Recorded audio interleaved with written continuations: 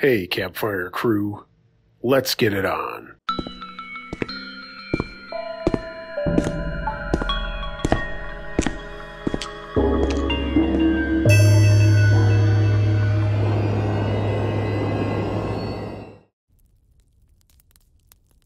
I'm Glad I Have a Dog by Mustached Remy. This happened to me just a few days ago, and I'm still shaken up by it, especially since the police came to take our report about it just yesterday. I live with my mom, sister, baby brother, and dog, and occasionally my mom's boyfriend. And since I finished my academic year a few weeks ago, I've been home alone a lot more often. Usually, it was me and the dog left in the house while she went out somewhere, and we don't usually lock the front door when I'm home alone since we live in a relatively safe neighborhood. And it's not like the house is unoccupied if I'm there. I had just finished eating my dinner and was sitting on my favorite armchair in the living room watching YouTube videos. The armchair faces the living room door directly, which was open, meaning I could see the stairs and most of the hallway leading into the house from the front door, though I couldn't see the door itself.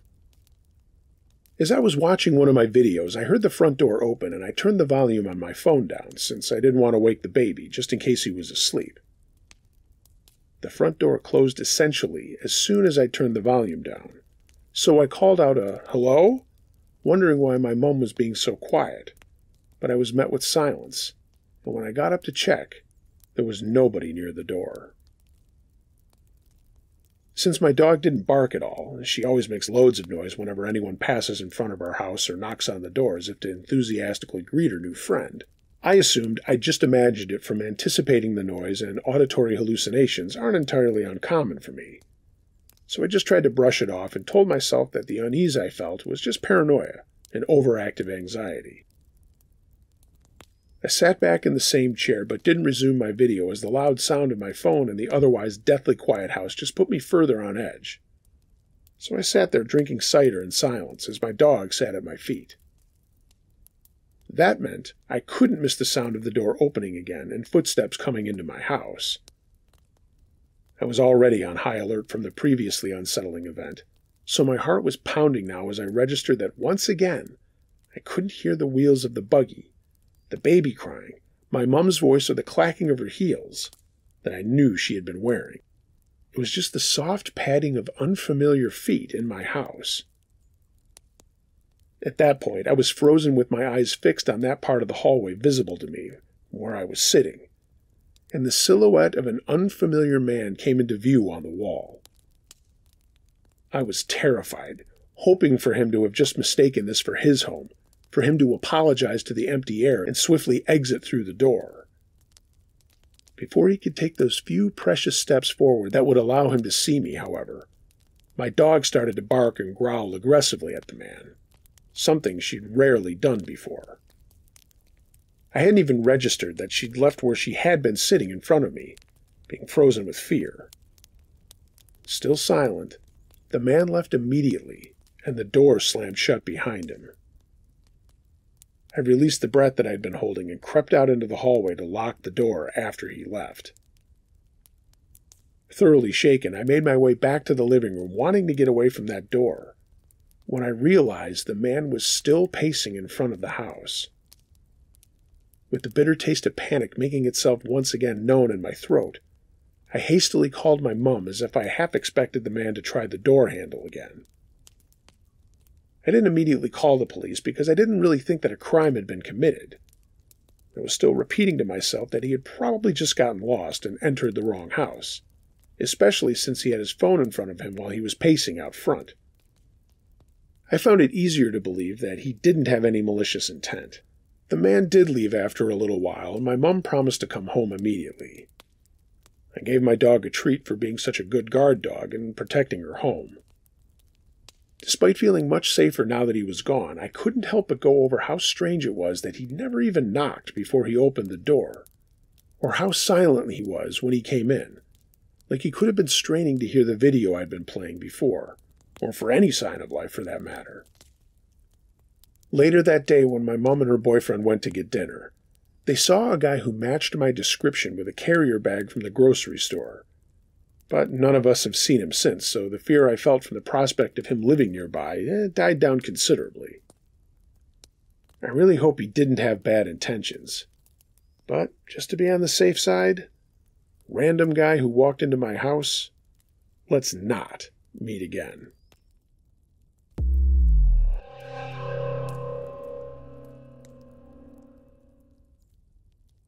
Lyft Driver by Paper and Trash. A little backstory on me is that I suffer from dissociative identity disorder. I have relatively no control over my switching, and I often find myself in shady situations. A few days ago, I ordered a Lyft to take me from the hairdresser to my house. When I got in the car, the driver was instantly chatty. He asked me, "Do you speak Spanish?" To which I answered, "Un poco." From there, he continued to speak at me in broken English and some Spanish. I was trying to be nice and kept engaging, thinking that the ride would be over soon, so what was the harm in being friendly? He told me that he was a 50-year-old single father and that he was always working. 10 minutes into the ride, the total trip was supposed to take about 14 minutes, he asked me if I would talk to him for a few minutes. I was genuinely confused by that. Well, by then I was just smiling nervously and said, "Yes, I'm talking to you now."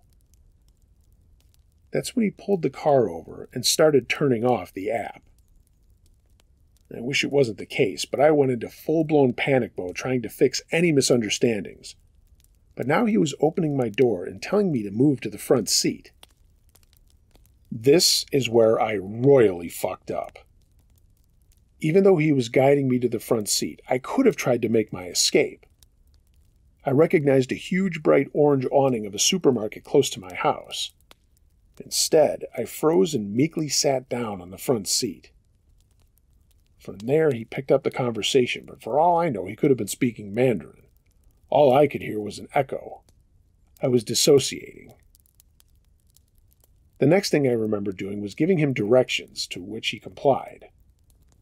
He pulled over at a little park near my house, and I immediately jumped out of the car. He also hopped out, grabbed my hand, and tried to kiss it. But I pulled my hand away, and he grabbed it again. At that point, I believe I went into fawn mode. I began walking with him hand in hand around the park. As we were walking, at least 3 other people went by, but I made no gesture for help. He kept telling me about all the sexual things he was going to do to me. I spent roughly 20 minutes like that, feeling helpless in my own body. I snapped out of my daze when my phone started to vibrate. I looked over as he waved his phone while grinning. He was calling me. I didn't even remember putting his number in my phone. I told him I had to go, but he was blocking my path, demanding that I kiss him on the lips as a farewell. Finally, a man and his son stopped beside us, and I used the opportunity to walk farther away. He called out that he'd be staying at the park for another 45 minutes. For all I know, he could have watched me walk up the street and into my house. I live with my family, and thankfully my mom was home, so I went to her for comfort. I was shaking like a leaf and embarrassed by my responses, and I told her bits and pieces of the story, but left out the part about him having my number. I just know she wouldn't understand that. At first she was adamant that I report him, but then chalked it up to a language or cultural barrier. Either way, I'm genuinely afraid to report him. He has my number, probably knows where I live, and could take revenge if I caused him to lose his income. He has texted me several times since the incident asking to see me, but thankfully he stopped within 2 days after getting no response. To add insult to injury, I can't even get a hold of my therapist to unpack this with her. She's been a no-show for a few of our sessions, and I'm starting to worry that she's going through something of her own. The more I think about this, the more I see that it could have been so much worse. And if I ever do run into a true psychopath, it'll probably be curtains for me. Anyway, to the Lyft driver from the other day, let's not meet again.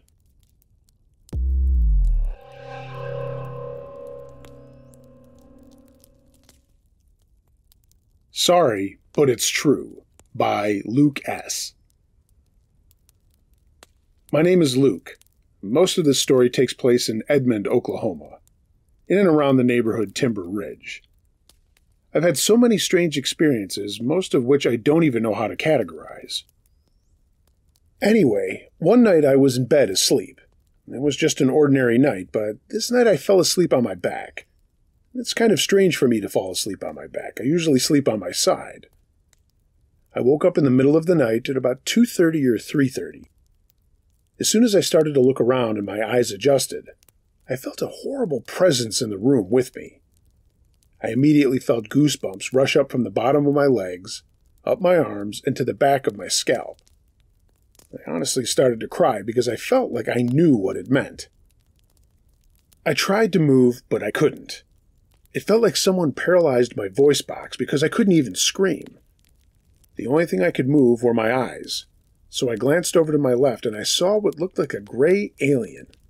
But his eyes were completely round and smaller than a typical gray alien, and its skin was bumpier, and it seemed more demonic. Its dark, hollow, inky black, evil, empty eyes were rummaging through my mind, going through extremely personal memories, going through my thoughts. It was so intrusive. Later I realized that it accomplished this through eye contact, if you could even call them eyes. I couldn't look away. I just kept looking into these two horrible pits. It was like looking into two wells in the ground, and I tried to scream and yell out for my mom, but nothing came out. It seemed amused by my struggling, and it showed me a slight Mona Lisa smile that slowly grew on its face. I have never been so scared, helplessly gripped in a horrifying moment. And then darkness. I woke up the next morning thinking it was all a dream. Of course, I didn't know what sleep paralysis was. Later on, I drew a picture of what I saw, and I scoured the internet for any images of something similar. And after a week or two, I found it. An image of exactly what I had seen and what I drew. This creeped me out a lot because the thing that led me to that image was what I thought was a dream.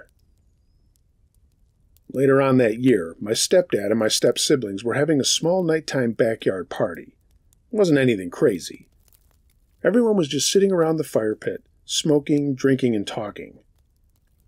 When I wasn't looking at the fire, I looked up at my window, and I saw that the light was on. It really confused me because I specifically remembered turning it off. I went inside to investigate and looked for my remote control to my ceiling fan. And a quick side note, my light switch on my wall didn't work. I had to use a remote to turn on the fan. While I was inside, I noticed nobody was in the house. Everybody was outside, even the dogs. I went upstairs to my room. I noticed that my remote control was right where I left it. I turned it off and went downstairs.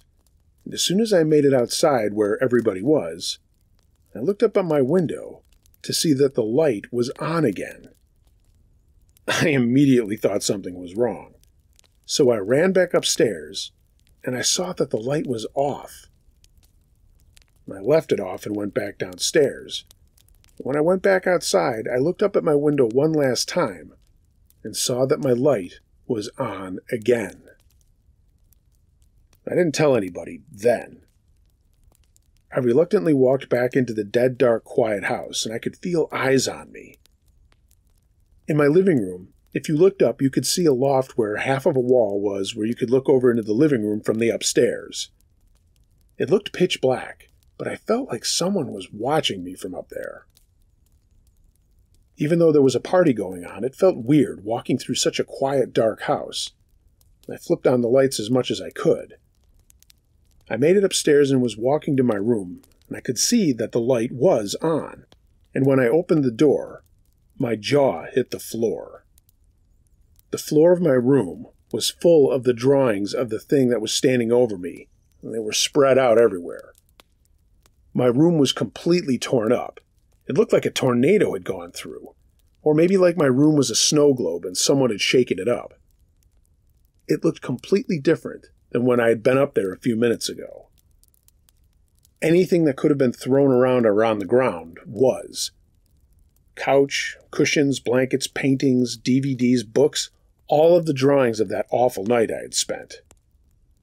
I started to clean it up, and while I was, I had that weird feeling again that I was being watched. I had a feeling someone was in that very room looming over me when I was on my hands and knees picking up the mess. As terrifying as it was, it still felt unfair that I had to pick up this horrible mess, knowing that I didn't make it. While I was doing it, I realized that I should go outside and ask if anyone out there was responsible. So I went outside, and everyone was still out there. I told them about the mess I had discovered and asked if anyone out there had done it. All of them looked at me like I was crazy. They said, "Everyone's been outside the entire time. You were the only one in the house." After everyone shrugged it off, it seemed like nobody wanted to hear about it anymore. They were already either drunk or under the influence, so I just hung out there and then slept downstairs, in the living room, below the darkness of the loft. Later on, I told my stepdad about the sleep paralysis episode, and I showed him a picture that I had found of the entity. Later on, he gave me a painting of the same thing that I had seen, but the creature or entity in the painting was dressed in a kind of weird ceremonial outfit with a pentagram necklace holding a staff. But it had the same eyes, but now crusty orange pupils. He said, "Hey Luke, look, I painted this for you." I thought it was weird. I didn't want to hang it up. It would just remind me of the scariest night of my life. Then I remembered my dad had a weird seance-type room under the stairs. Moreover, he happens to be a 33-degree Freemason, a member of the Hermetic Order of the Golden Dawn, and probably some other secret societies as well. One day I was home, and it was the weekend. I would occasionally fall asleep downstairs because I was afraid to sleep in my room. So when I woke up that Saturday, I started walking upstairs to use the bathroom. When I was halfway up, I heard what sounded like everybody who lived in the house talking with one another. Upstairs, in one of the rooms. The kind of conversation you really want in on. The only thing was, I couldn't tell if they were arguing or joking. I realized that it was coming from my sister's old room, so I walked to the door and I could clearly hear people talking behind it. I wasn't keeping track of what was being said because I was so sure that I could just walk in and ask them what they were on about. But when I opened the door, my heart sank along with 2 tears. There was nobody in there, and that gave me waves of negative goosebumps. I felt like I'd stepped into a web, or something worse. I yelled for my brother, no response. I yelled for my sister, I yelled for my mom, no response. I went outside and no cars were there. I checked in the garage, no car. I glanced over toward the door of the seance room that was under the stairs. I never liked that room, and I sure didn't like it now. Later, I showed my stepsister the picture of the thing that I had drawn, while I slept on my back and had sleep paralysis. She said that her boyfriend had seen the same thing, intensely watching him from the kitchen window of the house as he was walking through the yard to the front door. A while after that I was home, it was just me and my brother. We were both upstairs. I was in my room and he was in his. I was just laying on the small couch in my room when I heard a loud slam in the hallway. I was curious, so I went to investigate what it was, and I saw a bunch of books lying on the floor in sort of an S-like shape. They were lying on top of one another like knocked-over dominoes. I looked at the bookshelf where one of the shelf rows had nothing wrong with it apart from having no books on it and being dusty. My brother had a look, and he took a picture of it for proof. He sent it to me, and I still have the picture. I asked my brother about it, and he said that he didn't do it, and he would have taken credit for such a prank. I couldn't explain it. There weren't even marks in the dust on the shelf. I had walked past that bookshelf about 5 minutes before, and nothing was on the floor when I did. It was as if they were levitated off the bookshelf and then laid down onto the floor gently. Another time, when I was at my mom's old house when I was young, me and my stepbrother shared a bunk bed. One night I woke up and I was floating in the air in the middle of the room. When I woke up and realized what was going on, I instantly fell on the toys scattered across the floor and hurt my back. Another time when I was older, I was at my mom's house and I was upstairs in one of the empty rooms when I watched a cross push itself off the wall and break. And then I heard long, slow scratches on the walls. In the rooms upstairs, I would often come across hundreds of dead ladybugs along the bottoms of the windows, including in my room. I could never figure out where they came from. I didn't remember when this next thing happened, but I do remember it was around that same time. I was parked outside my mom and stepdad's house at night with the headlights on. I thought I saw something in the corner of my eye, so I followed it with my gaze. It was a shadow moving too fast to see, but it appeared to dart back and forth across the street and through the yards and behind trees. A week later, I was with a friend from school in his car as he was driving down the same neighborhood road. It was at night, and I thought I saw something in the corner of my eye again. I didn't say anything about it because I thought it was just my eyes playing tricks.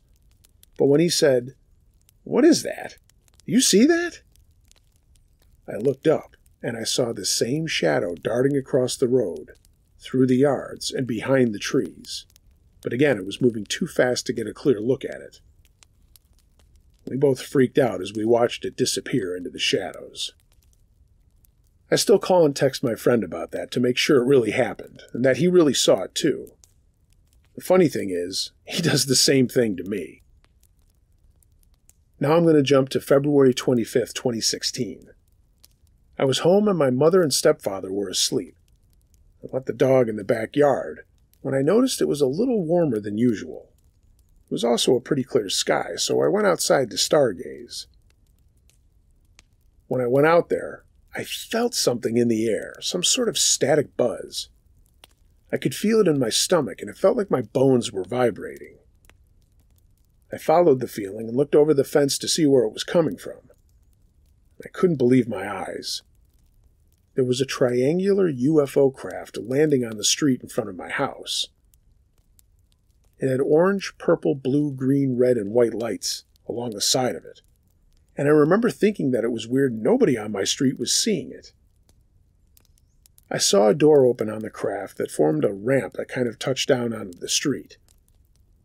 Baffled and babbling, I went inside, and as I rushed to the kitchen sink, I said to myself, "It's not real, you're just crazy. It's not real, you're just crazy."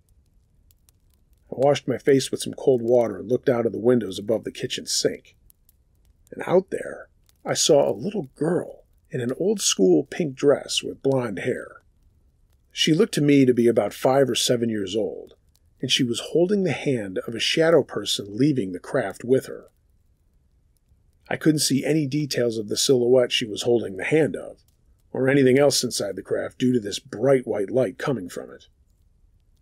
I thought it was weird how I could see the details of the girl, but nothing else.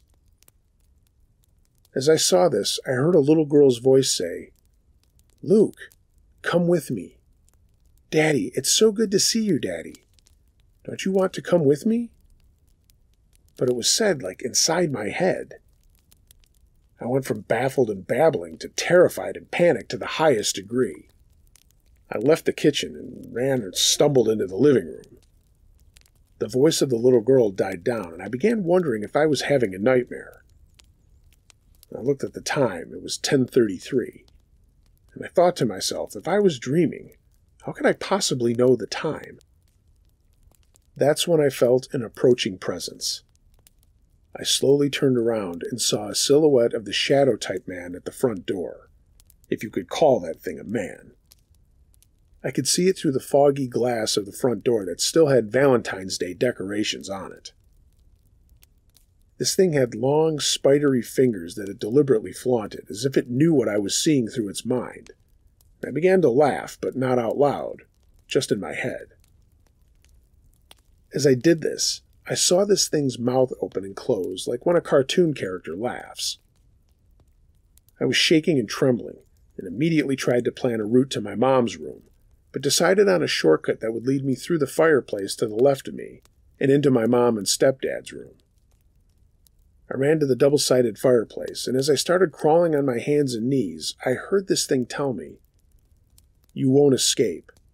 We've taken you many times before, and there is nothing you can do." I looked at my ash-covered arms as I continued to crawl through the fireplace, and I looked into my mom's room. My mother and stepfather were both lying in bed on their backs, but with their heads facing me. Their eyes were screaming. It was like they were both having sleep paralysis. The dark voice said, "They can't help you." Then I heard the buzzing in the air turning into a rumbling, and I heard a chant that sounded like the chant of a dead language. Zima-bu-iat-ur. The chant was very repetitive, the same symbols chanted over and over. Zima-bu-iat-ur. As the rumble intensified, a white light was washing over everything. I tried to move, but as it grew stronger, I grew weaker. It became so loud and so bright I was blind and deaf, overloaded with too much light and too much sound. And I woke up in what seemed like a half-second later, face down and tongue out on my bed, shoes on, fully clothed. My boots were on my pillow, almost as if whoever took me didn't know that it was for my head, so they placed me on my bed backwards and face down. I sat up in shock, and then I ran into the bathroom to check on myself in the mirror. I opened my mouth and saw that my tongue was cracked, dehydrated and dry. It was like a dead man's decaying tongue. I could peel pieces of skin off of it, it was so dry.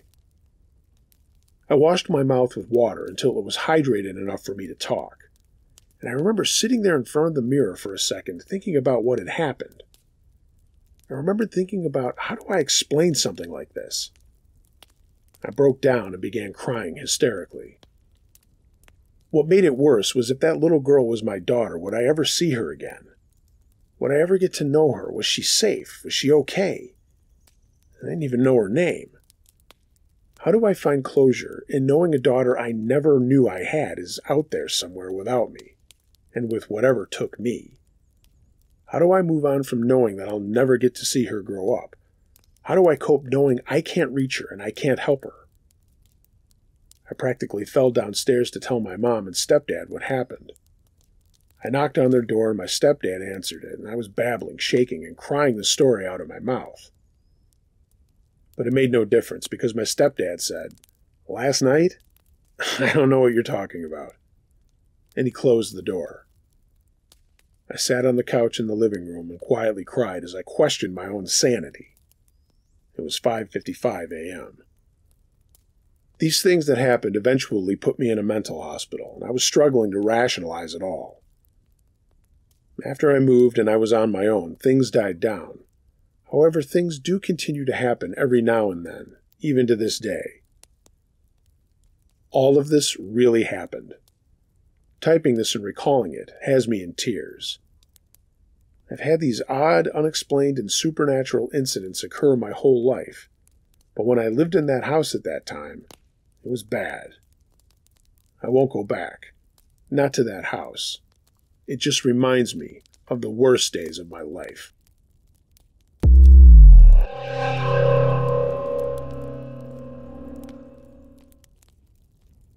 Landlord Break-In by Iman. I just woke up in the middle of the night remembering this and wanted to get it off my chest. When I was about 16, my dad, brothers, and I lived in an old, run-down house in the middle of nowhere. It was a private rental. My brother would do work for the landlord to pay the rent. Our landlord never came off as a particularly creepy guy, but that could be because I rarely went outside when he came over to talk to my dad, and he certainly wouldn't have dared do anything in front of him. I was home alone one day, and my brothers and my dad had been out somewhere. I don't remember. I had my dog in a fenced yard outside, but that was it. I was in my room doing whatever I was doing, probably playing The Sims 2. We lived in the middle of nowhere, so we had a long driveway which the window of my bedroom directly faced. I could see or hear anyone driving up the driveway. I saw a car, not my dad's, and I immediately freaked out. I ran and shut all the blinds in the house, turned off all the lights, and checked to see if the doors were locked. It was our landlord out there. He lived next door, about 2 miles from our house, but yeah, that was the closest house. This wasn't the first time he'd come there unexpectedly. It had happened twice before, and both times I had been home alone. But the first 2 times, he was there for only maybe 10 minutes, walking around the outside of the house, and then just quickly left. But this time was different. I grabbed a big kitchen knife and hid under the kitchen table. I heard the landlord pull up outside and open our front gate, and my dog outside was going crazy and barking. I heard the guy say, "Shut up, mutt," and I could hear his footsteps walking up to the door. He tried to open the door, and I was freaking out. At that point, I texted my dad, and he said he was coming straight home, but it'd be like an hour. The landlord continued to walk around the outside of our house, trying to peek in each window. The house is old and has 3 doors you can enter from the outside, and he tried to open all 3. I thought maybe he didn't know I was home, and maybe the last 2 times were a coincidence. But he started saying things, including calling out my name. He knew I was home alone. I couldn't hear what else he was saying through the double brick walls, but I quietly crept through the house, following his voice up and down the hallway. I was trying to hear what he was saying, and that's when he said something that I did hear, and I'll never forget. "I'm going to burn the house down, but I'll let you out first." Of course, I didn't take him seriously, which scares me even more now. He wanted me to come out. He wanted me to take that threat seriously. And that's the part that gets me. I know exactly what would have happened if I had believed him, and I think my life would have been completely different had I done it. He was out there for at least another 30 minutes, maybe even closer to an hour. He was persistent, but he left before my dad came home. I told my dad everything, and we moved out soon after. I still don't know how he knew I was home by myself. My dad never saw him on the way driving out, so he knew my dad was gone because there was no car in the driveway. But how did he know that I wasn't with my dad? That's why, dickhead creep landlord, we'll never meet again. One more thing. I'm just realizing now we were evicted. We didn't leave. We lived in a caravan at my uncle's house for a year before finding a house in a different town.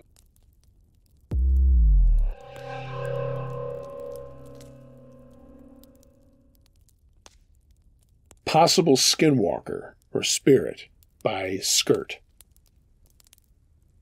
So this happened back in August of 2021. I was hanging out with my now ex-best friend, and we were around my house outside just for some fresh air, since at the time the inside of my house was very humid all day and night. It was getting late, around 11 p.m., but he wanted to do something scary and fun before he went home, which was to walk around my forest. For context, I live around a forest, and I also used to joke around a lot saying that my forest was haunted at night. So he wanted to do something scary and fun. That's what we did. We used our phone's lights as flashlights, and our goal was to do one whole lap around the forest, which one path would lead all the way back to my home. It took roughly 10 minutes per lap. Anyway, he dared me to walk in first, so I did. I didn't want to be a pussy that night, after all, so I acted as casual as I could and made my way in first, and he followed right behind me. As we walked in, we would have to take a left to continue down the path after walking a few steps in. So as I saw the end of the path to where we needed to turn, I could hear movement all around me. I, of course, ignored it. He questioned me as to what it was, but I figured he was just trying to scare me. I continued down the path, and him not wanting to be alone, kept following me. I wasn't paying much attention as to what was up ahead of me, making sure I didn't trip on any rocks. As I planned my heads up, in the distance, I could see something crouched behind one of the bushes on the turn. I stopped, and so did my buddy. I asked him if he saw what I saw. He said he did, and we didn't know whether we should approach it, stay still, or turn around and run. What I saw was a crouched humanoid figure, but maybe 7 or 8 feet tall. Dirty beige skin, and its arms were skinny as branches. and had no hands. It was just pointy nubs. This thing didn't move at all, so stupidly I cautiously walked over to it, both of us keeping our lights on it. Its head was facing down, and I couldn't hear any noises coming from it. So when I said, "Hello," it jerked its head up at me. We both ran as fast as we could.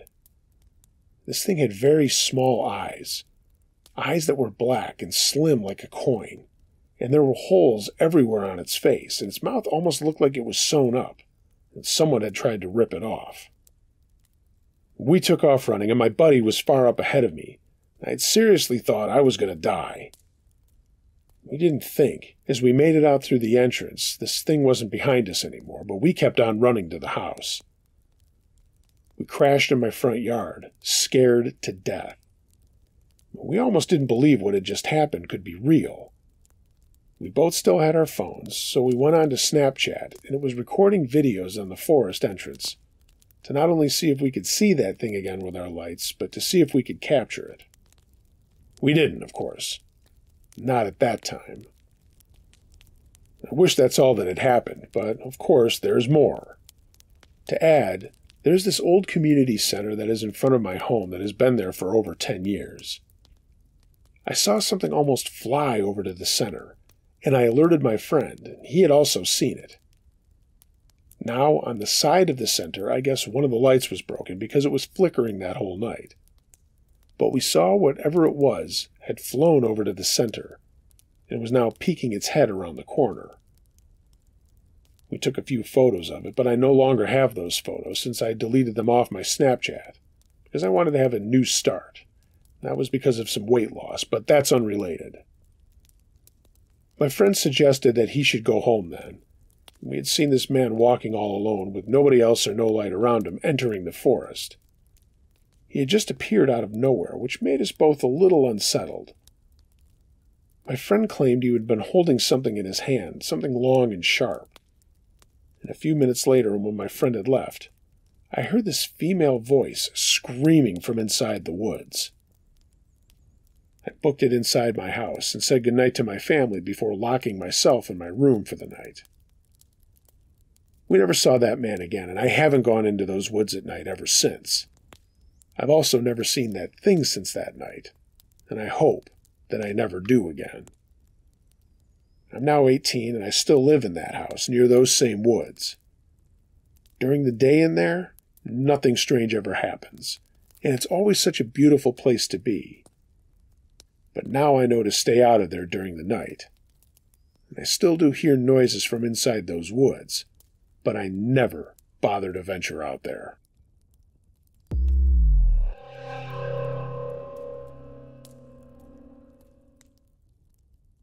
Working at a Haunted Restaurant by Ozzy. So this happened about 6 years ago when I was 20 years old and working my first job at a restaurant. I was a dishwasher/busboy. On this night it was a Saturday, and the restaurant was closing up. On the weekends, me and another coworker would stay after and clean up the restrooms, the kitchen and dining area, etc.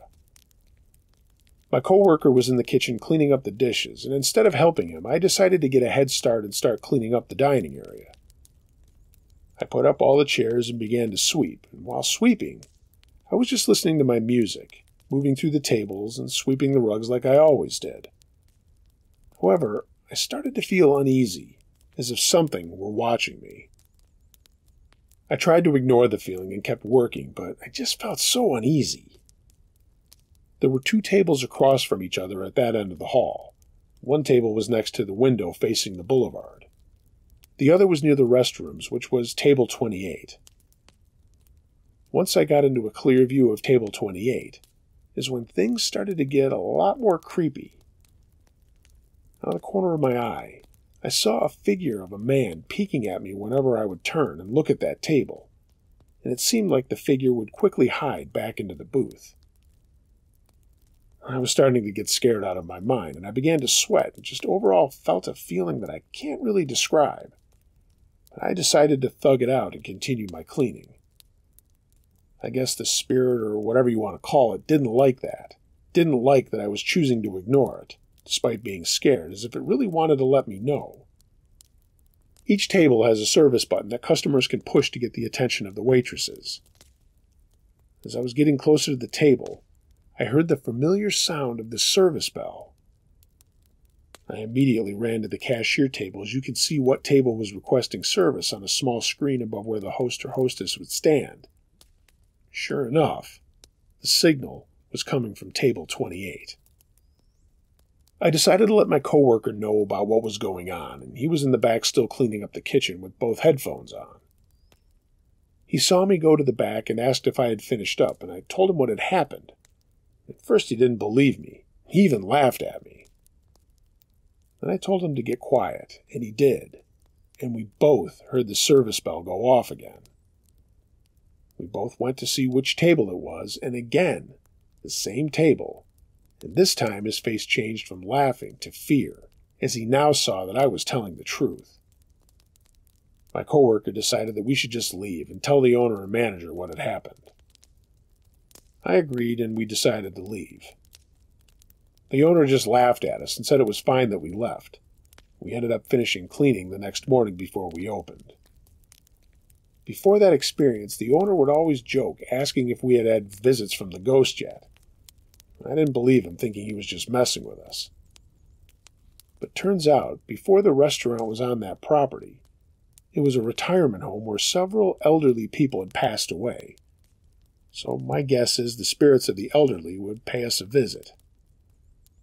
After that experience, things went back to normal, but it was by far the scariest thing I've ever experienced, and I still get chills when I share this story.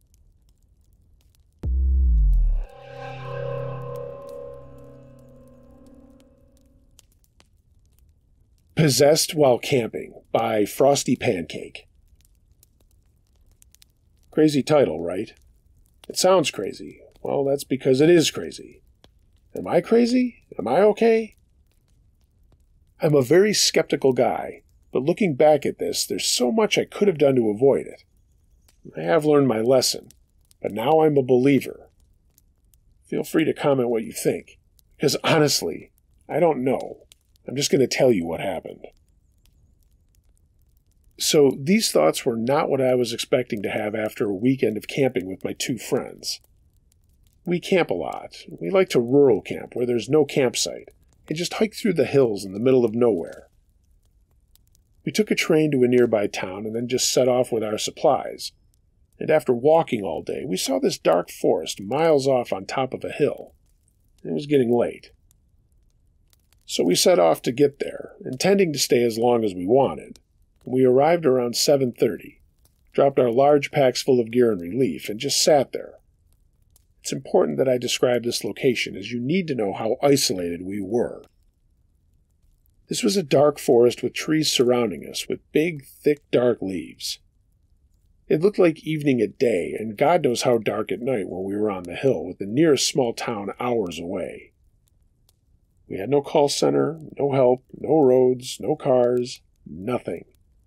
This was rural camping, a time to appreciate nature. We were sitting at the top of the hill, and it was flat there, and the ground was brown with sticks and dirt with chunks of wood everywhere. There was one pathway leading downhill to another flat area, and anything off that path was uneven, dangerous ground. We set up one 3-man tent and a small stove and ate some food and then went to sleep. The next day was the first full day we spent there. And that's when I first noticed something strange about the place. Because when we woke up, there was no sound. I mean, absolutely nothing. Like dead. Immediately, I thought there must be a predator nearby. But there was nothing. It felt like headphones, man. Literally a crazy silence. After we ate, we went out to find some rocks to make a fire for fun. As we went down the path down the hill, there was a small worn ball there. Now, we hadn't seen or heard anyone since we set off. I mean, we were in the middle of nowhere. But we thought nothing of it and played with it for a while and then headed back up the path.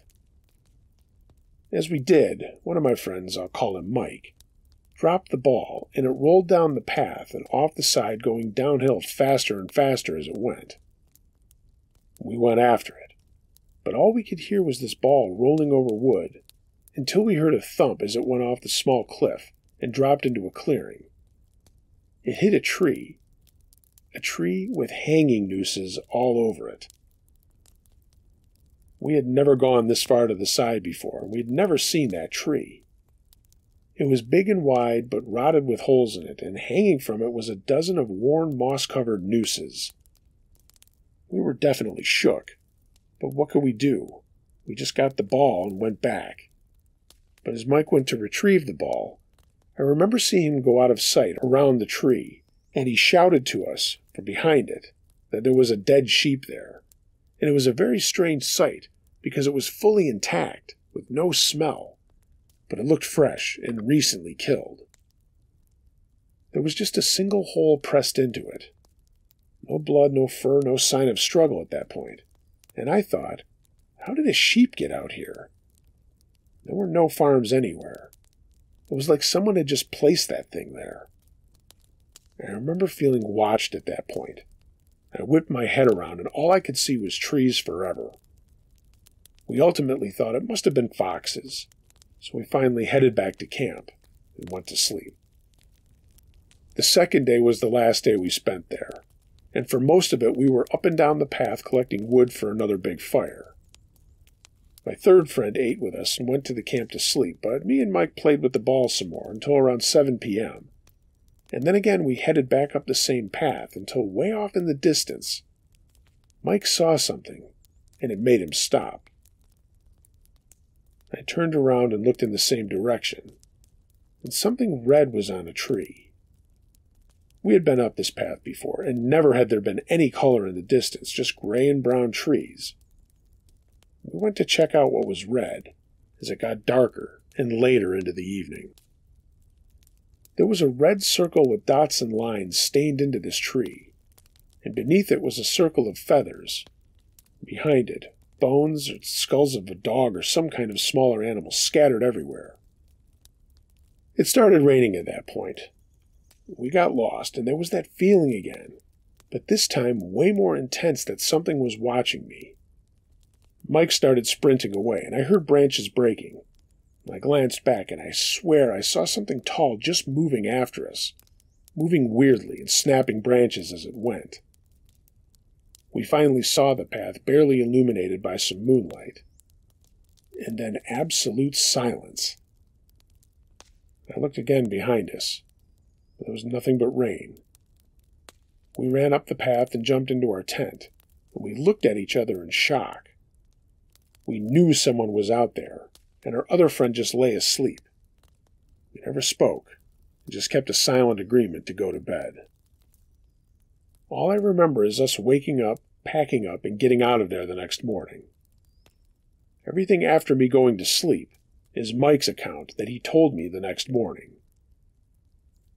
Mike woke up feeling absolute dread. He was the only one awake. He said he heard a snapping sound outside the tent, but far away.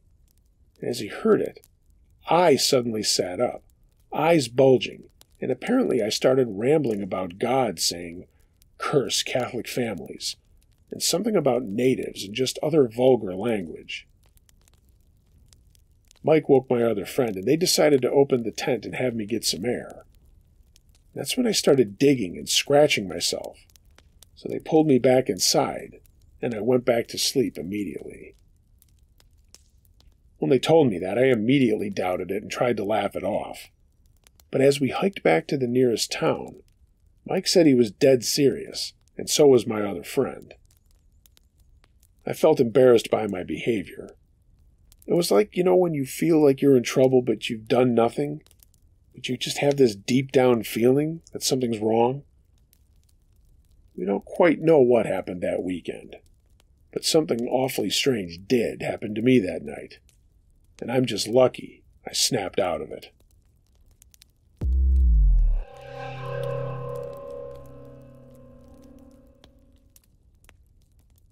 The Meat Salesman by King of Zedom.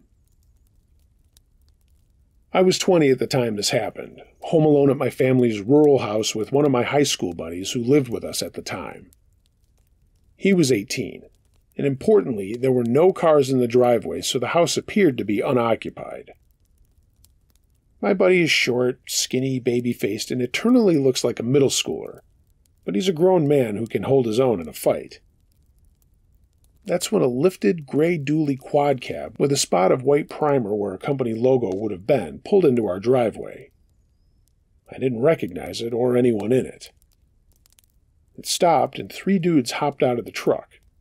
The driver had a semi-automatic and a holster on his hip. They had to drive past our no soliciting, no trespassing, and violators may be shot signs to get where they were. I was observing all of this through a crack in the blinds in the living room window. My buddy was around back pretending to be a blacksmith with our homemade charcoal forge, and he came around the side of the house while I was observing. I couldn't hear, but I could see the body language going on. My buddy was holding the hammer in a very specific way that, if he wanted to, he could whip it around his shoulder and throw it like Thor if he needed to. This told me that my buddy also had no idea who these people were. I grabbed a deer rifle off the living room coffee table. Yeah, I know, a silly place to store a gun. I slammed a single round into the chamber and aimed through the slit in the blinds at this armed trespasser. Jumping to my buddy's perspective, here's how their conversation went. "Hey, kid, are your parents home? We're some local ranchers going door to door selling fresh cuts." He said, "Yeah, my dad's inside getting ready to go shooting. He's got plenty of meat, but my uncle might want some. Let me call him." My buddy pulled out his phone and started to dial 911. After a moment, the trespassers realized the cops were coming, got back in their truck, and left. We found out later that the truck was stolen, and we had a run-in with the group that was responsible for over 30 break-ins over the past few months.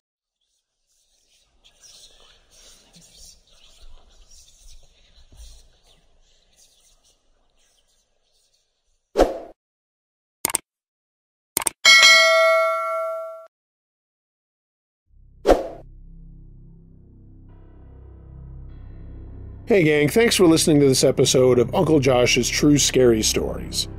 If you have a true scary story of any nature that you'd like to hear narrated on this channel or my podcast, email it to unclejoshtruescarystories@gmail.com. I read them all. Do me a favor, please like, share, and subscribe to this channel. Hit the notification bell for every time I upload, and follow me on social media. Links to that are in the description. If you'd like to take your support a step further, find my Patreon page link in the description, as well as a link to my storefront at tpublic.com. Get yourself some Uncle Josh and Campfire Crew merchandise. I swear, if you're a lady, the studs will be all over you, and if you're a guy, the chicks will get hot pants in seconds. Hacha! Everyone, be excellent to each other. And until next time, be wary of things that go bump in the night. It could be anything. A ghost, a monster, or the guy next door.